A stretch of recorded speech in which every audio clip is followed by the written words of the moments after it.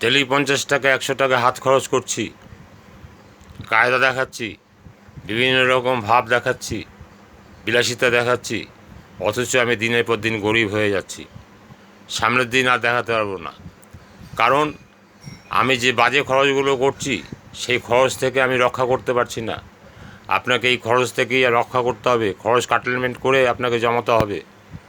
যদি 50 টাকা করে ডেলি আপনার হাত খরচ থাকে, তাহলে দেখুন মাসে যে টাকা হয় 1500 টাকা, বছরে 18,000 টাকা। তো এই 18,000 টাকা তো আপনার জমবে।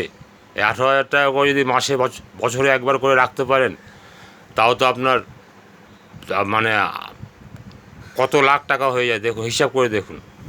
তা আমরা নিজেদের জন্য নিজেরা দায়ী, আমাদের জন্য কেউ দায়ী না, আমরাই দায়ী।